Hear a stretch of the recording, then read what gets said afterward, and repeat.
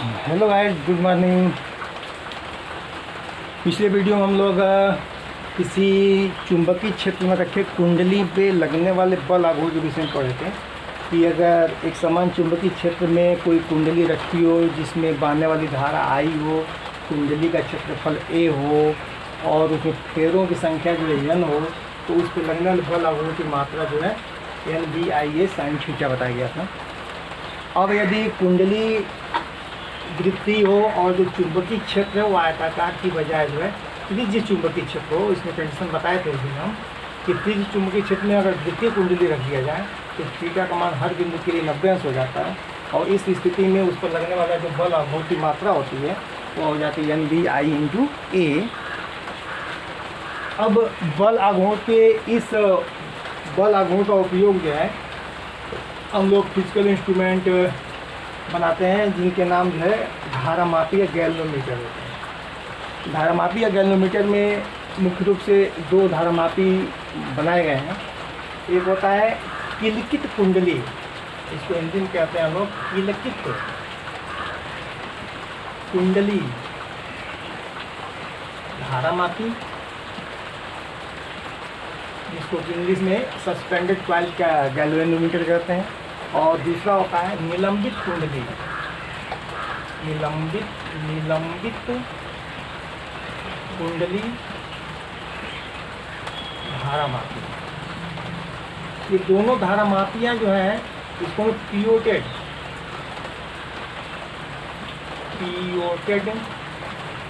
Coil galvanometer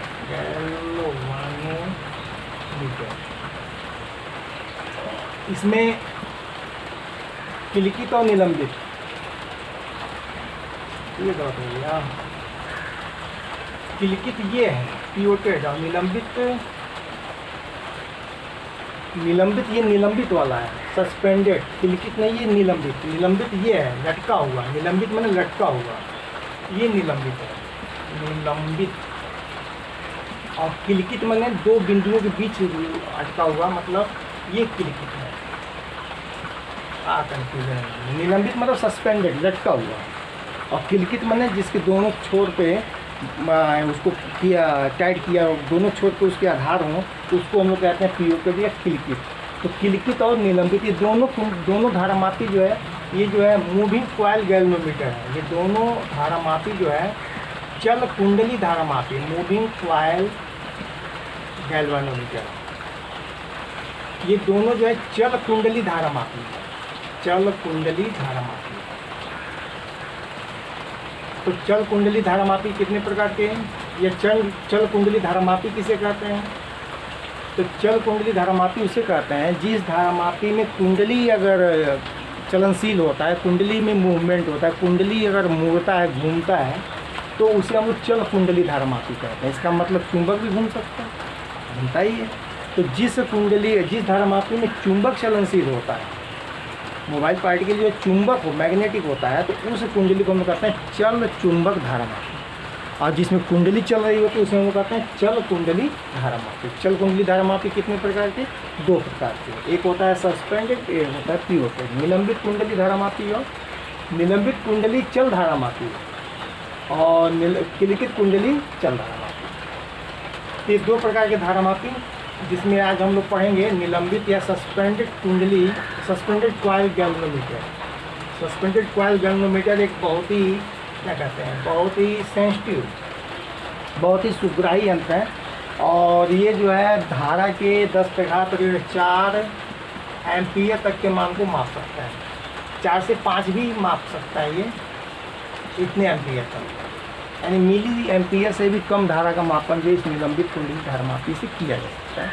इससे अधिक sensitivity होती है वो किलकित कुंडली धारामापी की, वो जो है 10⁻6 एम्पियर तक की धारा की कोट को माप सकता है, मतलब माइक्रो एम्पियर की कोट को भी माप सकता है वो पिवोटेड। इसकी सेंसिटिविटी बहुत अधिक होती है। धारामापी का काम क्या होता है? तो धारामापी दो काम करता है। एक तो परिपथ में धारा की उपस्थिति में डिटेक्शन ऑफ इलेक्ट्रिक करंट, धारा की उपस्थिति को बताता है और प्लस धारा की तीव्रता कितनी है, धारा कितनी धारा उसमें बह रही है, इसके मान को भी हम लोग धारा मापियों की सहायता से मापते हैं।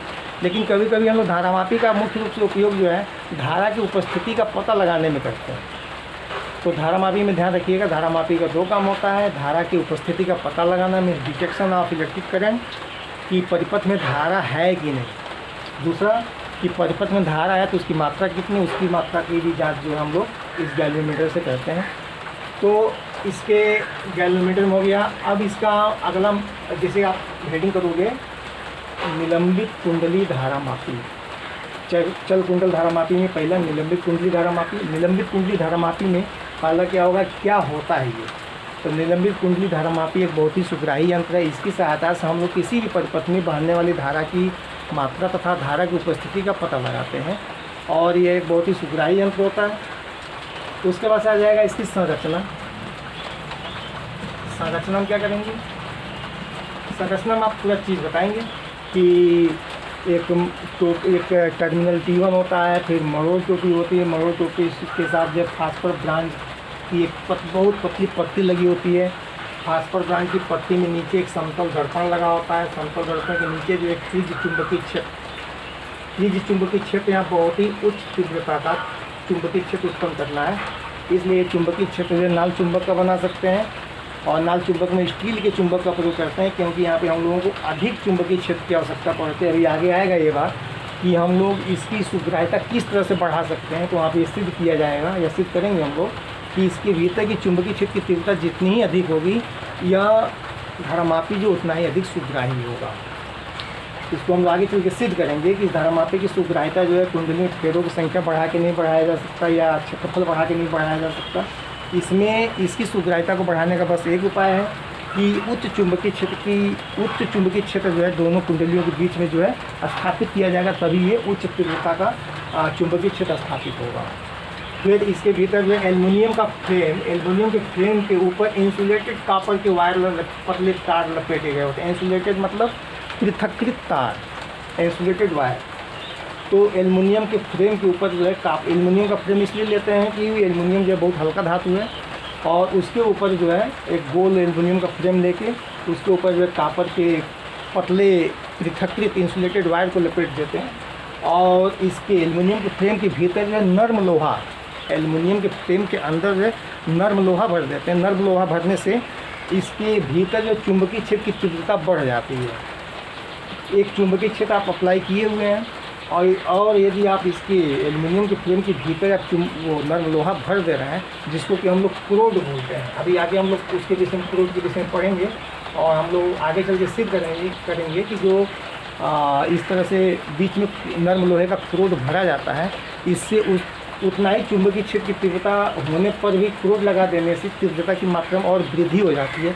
वृद्धि क्यों होती है, कैसे होती है, कितना होता है, इसके विषय में हम लोग आगे पढ़ेंगे। चुंबकीय घटक के रूप में जब हम लोग पढ़ने जाएंगे तो वहाँ पे ये बात आएगी और वहाँ पे आपको इसका फंक्शन बताया जाएगा क्यों, कैसे बढ़ जाता है, कितना बढ़ जाता है। लेकिन यहाँ आप सिर्फ इतना ध्यान रखेंगे कि किसी भी चुंबकीय क्षेत्र के भीतर यदि नर्म लोहे का नर्म लोहा लगा दिया जाता है, रख दिया जाता है, तो वहाँ पे चुंबकीय क्षेत्र की तीव्रता में बहुत अधिक वृद्धि हो जाती है। चुंबकीय क्षेत्र की तीव्रता को बढ़ाने के लिए नर्म लोहे का क्रोड रखा जाता है। फिर इसके नीचे जो है क्रोड के नीचे जो है ये स्प्रिंग लगा होता है, हल्का स्प्रिंग जो है इसमें जो भी वेरिएशन, जो भी इसमें विक्षेपण उत्पन्न होता है, फिर इस कुंडली इस पूरे सिस्टम को मूल अवस्था में लाने के लिए ये चुंबक सहायता करता है और नीचे जो टर्मिनल T2 जुड़ा हुआ है। ये इसकी संरचना। इसमें दर्पण यंत्र का क्या काम होता है? दर्पण यंत्र का काम ये होता है कि जब कुंडली इस चुंबकीय क्षेत्र में मुड़ती है, घूमती है, तो इसी हिसाब से इसमें पड़ने वाला प्रकाश जो रिफ्लेक्ट होता है और इस प्रकाश के परावर्तन के आधार पर हम लोग इस फास्फर ब्रांच की पत्ती में विक्षेप ज्ञात कर लेते हैं और इस विक्षेप की सहायता से हम लोग ये पता लगा लेते हैं कि इस धारामापी में कितनी मात्रा में धारा का प्रवाह हो रहा है। ये है हम लोगों का इस सस्पेंडेड कॉइल गैल्वेनोमीटर का संरचना। संरचना के बाद आता है इसका थ्योरी, सिद्धांत। इसका सिद्धांत क्या है?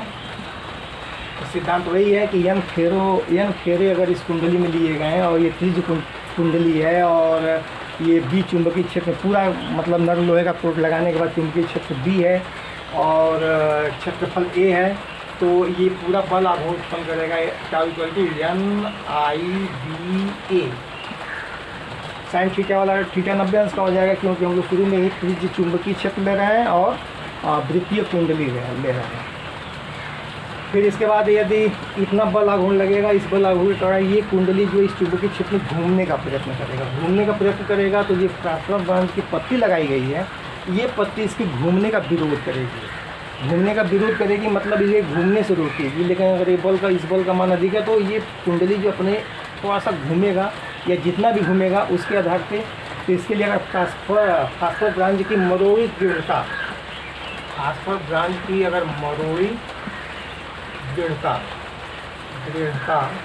अगर सी हो, और ये फास्फोरस ब्रांच की जो पत्ती है अगर ये फाई कोण पे घूम जाए तो कुल इस बल आघूर्ण की मात्रा हो जाएगी C × I। ये टॉपिक आप पढ़े हैं इसमें इलास्टिसिटी, फर्स्ट ईयर वाले में इलास्टिसिटी वहाँ पे आया, मरोड़ी दृढ़ता हुआ, तो ये C × I। अब ये कुंडली जो है इस चुंबकीय क्षेत्र में घूम के कहीं रुक जाता है, तो रुक गया मतलब इस फास्फोरस ब्रांच की पत्ती के द्वारा लगाया गया बल आघूर्ण और इस कुंडली के द्वारा लगाया गया बल आघूर्ण आपस में बराबर और विपरीत होते हैं। इस प्रकार ये दोनों बल आघूर्ण आपस में बराबर और विपरीत होंगे, तो यहाँ से हो जाएगा C∅ = NIBA, और यहाँ से फाई का मान निकल जाता है, फाई हो जाता है N/C,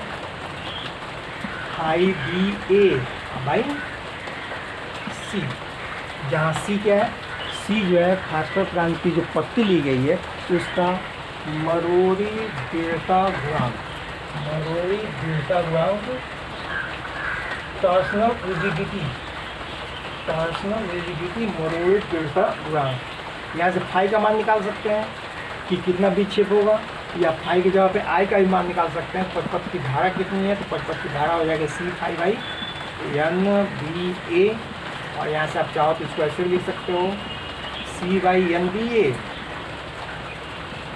× फाई। C उस फास्फोरस ब्रांच की पत्ती की मरोड़ी दृढ़ता गुणांक है, तो उसका मान तो अच्छा होगा। एक बार फास्फोरस ब्रांच की पतली या जो जिस भी प्रकार की पत्ती ले लेंगे। N है इसमें लपेटे गए फेरों की संख्या, B ये चुंबकीय क्षेत्र की तीव्रता हुए है, इस कुंडली का क्षेत्रफल, ये सब अचर राशियाँ हैं। इसका सीधा मतलब ये हुआ कि I = फाई, यानी कि इस कुंडली में जितना ही अधिक धारा प्रवाहित होगा, कुंडली में विक्षेप उतना ही अधिक होगा, विक्षेप जितना अधिक होगा धारा उतनी अधिक प्रवाहित होगी। यानी कुंडली में प्रवाहित धारा की मात्रा जो होती है वो सीधे कुंडली में उत्पन्न विक्षेप के अनुक्रमानुपाती होती है। तो इस समीकरण को लेकर हम लोग आगे बढ़ेंगे, और ये है इस सस्पेंडेड कॉइल गैल्वेनोमीटर का थियरी सिद्धांत। इस सिद्धांत के आधार पर हम लोग काम करते हैं, और इस आधार पर हम लोग इस सस्पेंडेड कॉइल गैल्वेनोमीटर का गणना जो है हम लोग अपने सिस्टम से कर लेते हैं। अभी इसमें हम लोग दूसरा पढ़ रहे हैं, अभी पिवोटेड और सस्पेंडेड दोनों पढ़ने के बाद दोनों की तुलना देखा जाएगा। दोनों की तुलना देखने के बाद इसमें एक हम दो मान निकालते हैं हम लोग, विभव सुग्राह्यता और धारा सुग्राह्यता। तो विभव धारा सुग्राह्यता भी हम लोग जानेंगे, लेकिन उसके पहले हम लोग पढ़ेंगे सस्पेंडेड वाला। क्लियर हो गया? सस्पेंडेड के बाद पढ़ेंगे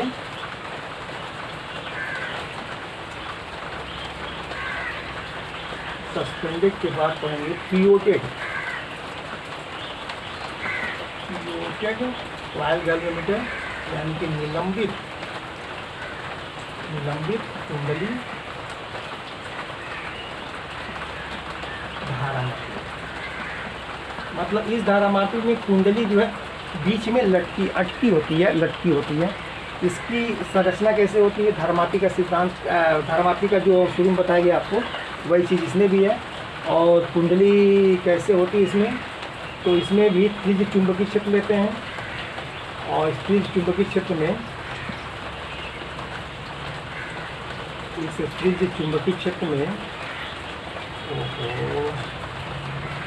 ये त्रिज्य शक्तिशाली चुंबकीय क्षेत्र लेंगे, और इसके बीच में जो है कि ये कुंडली होती है।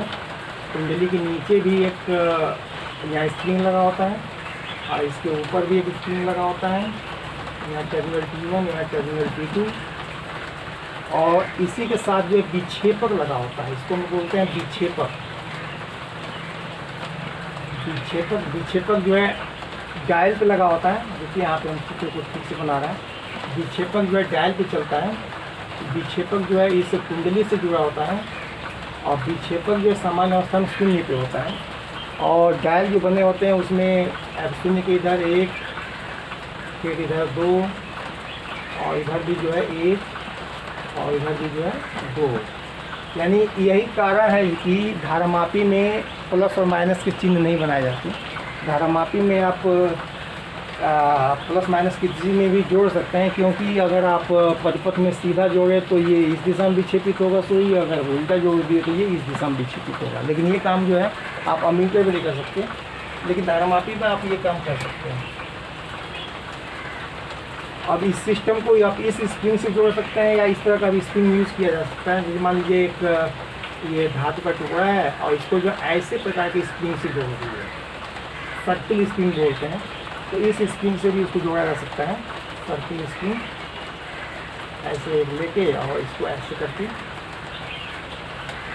जोड़ दी, और ये दोनों स्प्रिंग जो है इसको अपने पूर्व अवस्था में लाने का प्रयत्न करते हैं।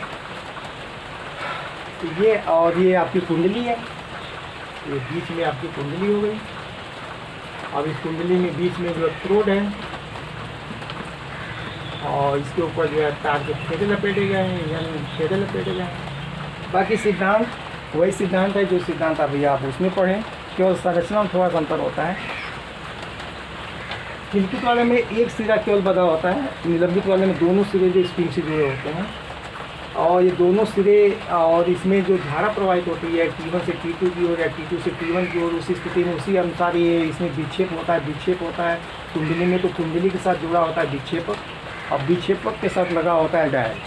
डायल पे 0 बीच में होता है, 0 के बाईं ओर 1 से लेकर 10 तक 5 तक जो भी हो, और दाहिनी ओर भी 0 से लेकर 1 2 3 4 5 या 10 तक होता है। अब इसमें धारा बहती है तो इसमें कुंडली में विक्षेप उत्पन्न होता है, तो कुंडली घूमती है तो विक्षेपक भी उसी अनुपात में घूमता है, तो आपको डायल को उतना करंट जो है डायल को उतना दिखाई देता है। यह है निलंबित कुंडली धारामापी। तो किलकित और निलंबित कुंडली धारामापी में एक छोटा सा अंतर है, वो अंतर जो है सिर्फ और सिर्फ संरचना में है। बाकी सिद्धांत में एक ही सिद्धांत दोनों का एक ही है। अब दोनों के लिए आप एक काम करेंगे, दोनों के लिए एक साथ निकालेंगे विभवमापी की धारा सुग्राह्यता। विभवमापी की धारा सुग्राह्यता,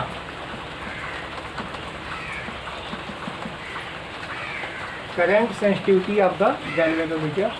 विभवमापी की धारा सुग्राह्यता, तो धारा सुग्राह्यता का सीधा और सरल परिभाषा है कि किसी भी धारामापी में उत्पन्न विक्षेप, को हम लोग मापते हैं फाई से। तो किसी भी धारामापी में उत्पन्न विक्षेप और उस विक्षेप को उत्पन्न करने में बहने वाली धारा, किसी धारामापी में उत्पन्न विक्षेप और उस विक्षेप को उत्पन्न करने में बहने वाली धारा के अनुपात को उस धारामापी की धारा सुग्राह्यता कहते हैं। और धारा सुग्राह्यता को दिखाते हैं हम लोग SI से। अदर बुक में अदर संकेत होता है, लेकिन विभवमापी की धारा सुग्राह्यता अगर SI से, सेंसिटिविटी ऑफ द गैल्वेनोमीटर, विभवमापी की इलेक्ट्रिक करंट सेंसिटिविटी, धारा सुग्राह्यता current sensitivity of galvanometer SI के phi/I। यहाँ से आप समझ सकते हो कि यदि I बराबर 1 एम्पियर तो SI बराबर phi। तो धारा सुग्राह्यता की परिभाषा ऐसे भी दे सकते हो कि किसी धारामापी में अगर एकांक धारा प्रवाहित हो रही है तो एकांक धारा प्रवाहित करने में उसके कुंडली में जो विक्षेप होता है, विक्षेप का मान ही उस कुंडली का धारा सुग्राह्यता के बराबर होता है। अब इस धारा सुग्राह्यता को और आगे बढ़ाने के लिए अभी हम लोग करंट का मान निकाले थे इस सिद्धांत में कि किसी धारामापी में अगर I धारा बह रही है तो उसके लिए हम लोग सूत्र निकाले थे। सूत्र आया था हम लोगों का C/NAB × phi, ये आया था पद में। तो किसी विभवमापी की धारा सुग्राह्यता कब अधिक होगी, तो I के मान को उठा के रख दें तो धारा सुग्राह्यता का मान मिल जाएगा हम लोगों को phi/NAB।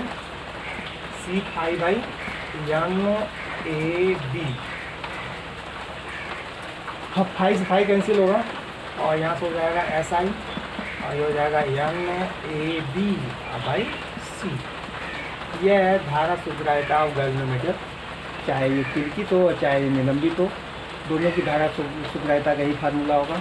तो शुरू में ही आपको हम बताए थे कि धारा सुग्राह्यता के मान को हम लोग कैसे बढ़ा सकते हैं, तो धारा सुग्राह्यता का मान अधिक होगा जब सी का मान कम होगा।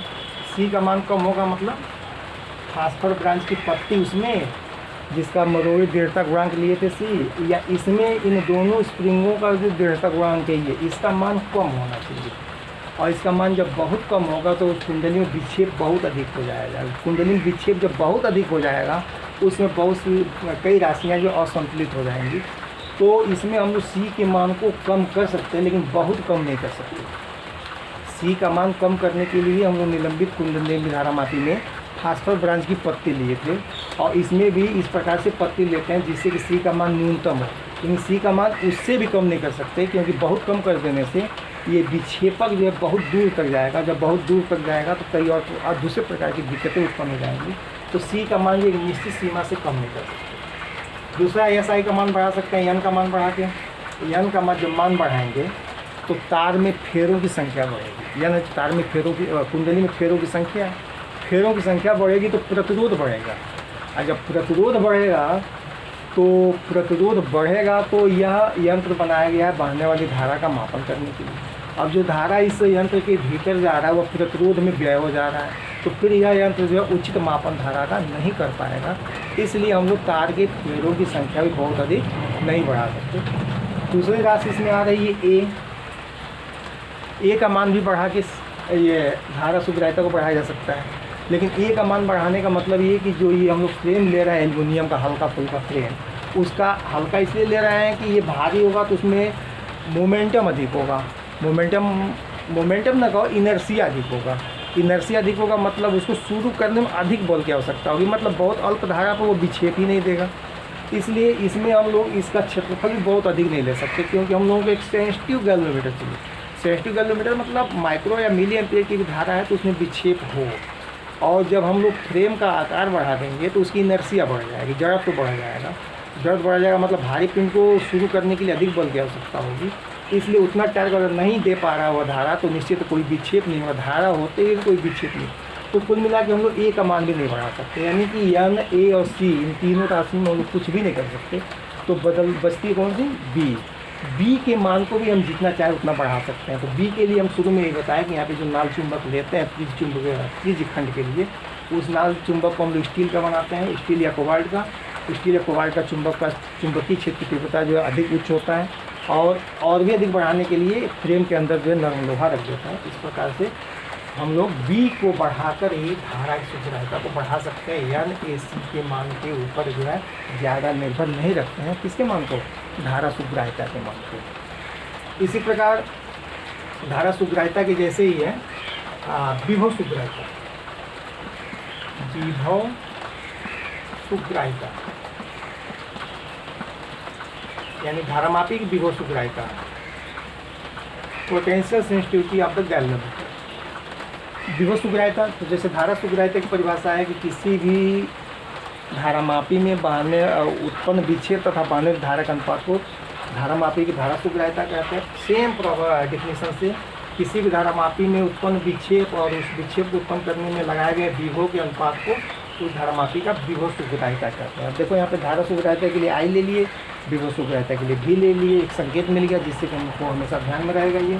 ये हो गया S इंटू SB, यानी कि विभव सुग्राह्यता इक्वल टू 5/V। V बराबर 1 तो SB बराबर 5। जैसे यहाँ पे हम परिभाषित किए था बराबर एकांक तो 5 बराबर SI, वैसे यहाँ पर ही होगा एकांक विभवांतर पे जो विक्षेप उत्पन्न होता है उस विक्षेप के मान को धारामापी का विभव सुग्राह्यता कहते हैं।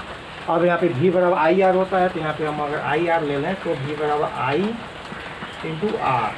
अब जहाँ R जो इस कुंडली का प्रतिरोध है, अब I की इस मान को रखते हैं, किस मान को? C5 I/I मतलब C5 by NAB into R। तो 5 कैंसिल होगा और SB का मान मिल जाएगा हम लोगों को NAB by C into R। अब देखो इसमें क्या है, प्रतिरोध भी आ गया। प्रतिरोध का मान कम होना चाहिए। यहाँ हम कहें कि अधिक फेरों को नहीं बढ़ा सकते क्योंकि अधिक फेरे बढ़ाएंगे तो सुग्राह्यता बढ़ता हुआ दिख रहा है, लेकिन अधिक फेरा बढ़ाने से प्रतिरोध बढ़ जाएगा। प्रतिरोध बढ़ने से सुग्राह्यता क्या होगी? घटेगी। तो इसको और इसको दोनों को अगर एक साथ मिला के देखा जाएगा तो दोनों को एक साथ मिलाकर देखने से स्पष्ट होता है कि धारामापी की धारा सुग्राह्यता हो या विभव सुग्राह्यता, दोनों की मात्रा को हम तभी बढ़ा सकते हैं जब बी का मान अधिक हो। बाकी राशियों को हम ज़्यादा निर्भर नहीं रह सकते। क्यों नहीं रह सकते, इसमें आपको अभी अलग से बताया गया। कॉम्पिटिटिव एग्जाम में यही सब पूछा जाता है कि किसी धारामापी की धारा सुग्राह्यता को कैसे बढ़ाया जा सकता है, या उसका क्षेत्रफल बढ़ा के क्यों नहीं बढ़ाया जा सकता है, या सिर्फ कीजिए कि चुंबकीय क्षेत्र की तीव्रता बढ़ाकर ही धारा या विभव सुग्राह्यता बढ़ाया जाना उचित होता है, क्यों। ये सब डिस्कशन जो है बोधात्मक प्रश्नों में आपको एक्सरसाइज में एग्जाम में मिल सकते हैं। तो दोनों प्रकार के धारामापियों के लिए एक ही यहाँ पे धारा सुग्राह्यता विभव सुग्राह्यता, दोनों प्रकार के धारामापी संरचना में अंतर है। दोनों के सिद्धांत एक ही है, दोनों की धारा सुग्राह्यता और विभव सुग्राह्यता हो गया। और इसके बाद से धारामापी में अब थोड़ा सा तुलना करेंगे हम लोग निलंबित और कुंडली धारामापियों के बीच की तुलना। तो निलंबित कुंडली धारामापी जो है एक सिरे पर लटकी होती है, इसलिए वो जो है कि थोड़ा सा ज़्यादा ही नाजुक मतलब कमज़ोर टाइप का होता है। मतलब उस पर आप ज़्यादा वो नहीं कर सकते क्योंकि वो लटका हुआ था, पूरा एक बिंदु से लटका हुआ है। अब इसको आप बहुत तेज झटका भी नहीं दे सकते, या इसको ऐसे जगह नहीं रख सकते जहाँ जंपिंग वगैरह दिख रही है, क्योंकि वो तार जो होता है बहुत पतला है। तो आपको शुरू में बताया गया फास्फोरस की जो पत्ती ली जाती है वो एकदम पतली ली जाती है, और पतली पत्ती होने के नाते यहाँ पे अधिक भार लगता होता है, या टूटने का डर बना होता है, पहली बात। दूसरी बात ये कि ये बीच में स्थिर चुंबकीय क्षेत्र के बीच में लटका होता है। यदि आप इसको सीधे इसको स्पीड लेवल से इसको बैलेंस करके नहीं रखते तो ये जो लटका हुआ है कुंडली, ये किसी न किसी चुंबक से टच कर जाता है। जब टच कर जाएगा उस अवस्था में भी ये सही मापन नहीं दे पाएगा। इसका प्रयोग जो है निलंबित कुंडली धारामापी का प्रयोग ये जटिल हो जाता है, क्योंकि इसका प्रयोग करने के पहले इसकी लेवलिंग करनी पड़ती है। लेवलिंग करने के बाद जब कुंडली एकदम चुंबकीय क्षेत्र के बीच में जाकर लटकेगा तब ये प्रयोग के लिए तैयार होगा। इसके विपरीत क्रिकेट में आप इसको किधर से भी रख सकते हैं। ये चूँकि दोनों सिरों पे बंधा होता है, इसलिए इसके में इस तरह के किसी चुंबक पर जाकर घर्षण करने का डर नहीं होता है। और साथ ही साथ जो है ये अधिक इस क्रिकेट के सापेक्ष जो है ये निलंबित के सापेक्ष क्रिकेट जो है अधिक मजबूत होता है। तो ये हो गया थोड़ा सा निलंबित और क्रिकेट कुंडलियों के बीच में तुलना। फिर क्रिकेट और निलंबित कुंडलियों की संरचना, दोनों का सिद्धांत एक ही है। दोनों धारामापियों से क्या करना है, दोनों धारामापियों से धारा सुग्राह्यता और विभव सुग्राह्यता, sensitivity of the electric current and potential. And then हम लोग इसके बाद पढ़ेंगे कि इस धारामापियों को हम लोग एक अमीटर मतलब धारा का मापन जिस यंत्र से किया जाता है उसे अमीटर कहते हैं।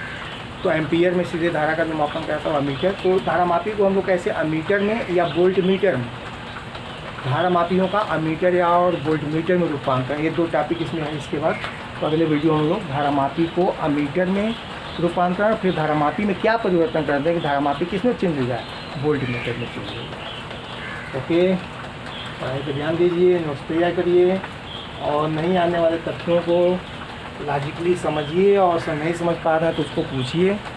पूछने का तरीका आपको बार बार बताया जा रहा है। व्हाट्सएप से पूछ सकते हैं, फ़ोन से सीधे पूछ सकते हैं, या यूट्यूब पे भी मैसेज अपनी बातों को कह सकते हैं, पूछ सकते हैं, या अपने सुझाव ऐसा दीजिए जिसकी सहायता से इस बनने वाली वीडियो को और बेहतर बनाया जा सके और उससे आप लाभान्वित हो सकें। ओके, वीडियो देखने के लिए धन्यवाद।